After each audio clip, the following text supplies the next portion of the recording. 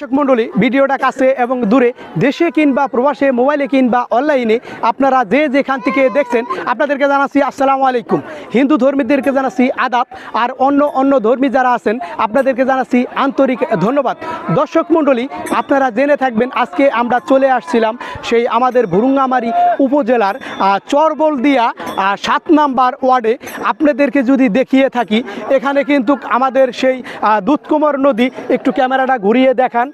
আমাদের সেই সোনাহাটের ব্রিজ থেকে কিন্তু ভাটির দিকে সেই আমাদের উত্তাল দুধকুমার নদী, এই নদীটি কিন্তু আসলে অনেক ভাঙছে। এখানে ভাঙন কিন্তু এখানে রোধ করা যাচ্ছে না। এখানে আপনাদেরকে যদি দেখাই, এখানে কিন্তু আসলে বস্তা ফেলে কিন্তু বাঁধ দিয়েছিল, কিন্তু বাঁধ কিন্তু কোনোভাবেই মানতেছে না। এখানে নদী ভাঙন রোধ করা যাচ্ছে না।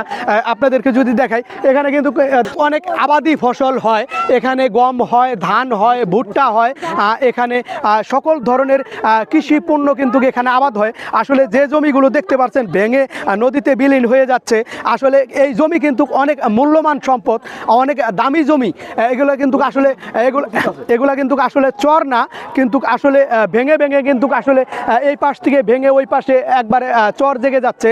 দর্শক বন্ধুরা, আপনাদেরকে যদি দেখিয়ে থাকি, আমাদের কিন্তু এখানে একটি মসজিদ আছে। দেখেন, মসজিদটি কিন্তু পাকা নির্মাণ করা হয়েছে, হয়তো নদীর থেকে অল্প একটু কাছে, বেশি দূর নয়। এখানে কিন্তু বসত বাড়িও আছে। আসলে আমাদের মাননীয় এমপি মহোদয় এবং এমনকি নতুন সরকার গঠন করেছেন। অবশ্যই আমাদের এই নদী কবলিত এলাকা, আমাদের চর অঞ্চলগুলো অবশ্যই সুদৃষ্টি দিবেন।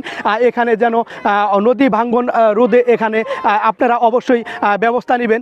কিন্তু এখানে কিন্তু ব্যবস্থা নিয়েছিলেন, কিন্তু আপনাদেরকে যদি দেখাই, দেখেন এখানে কিন্তু বস্তা ফেলেছিল, কিন্তু আসলে তারপরও নদী ভাঙ্গন রোধ করা যাচ্ছে না। একটু ক্যামেরাটা ভালো করে ঘুরে দেখান, এদিকে দেখা। ভিডিওটা কে কোথায় থেকে দেখলেন অবশ্যই আপনাদের কমেন্টে মতামত দিয়ে যাবেন। অনেক বেশি ভিডিওটা শেয়ার করে দিবেন, যাতে আমাদের মাননীয় এমপি মহোদয়ের কাছে বা আমাদের নতুন সরকার যারা শপথ নিয়েছেন বা গঠন করেছেন তাদের পর্যন্ত এই ভিডিওটা পৌঁছে যায়। অবশ্যই আমাদের সে পর্যন্ত আপনারা সুস্থ থাকবেন, সুরক্ষিত থাকবেন। আপনাদের সুস্বাস্থ্যই কামনা করে আজকের মতো এখানে বিদায় নিয়ে গেলাম। আবারও দেখা হবে নতুন কোনো ভিডিওতে। আল্লাহ হাফেজ।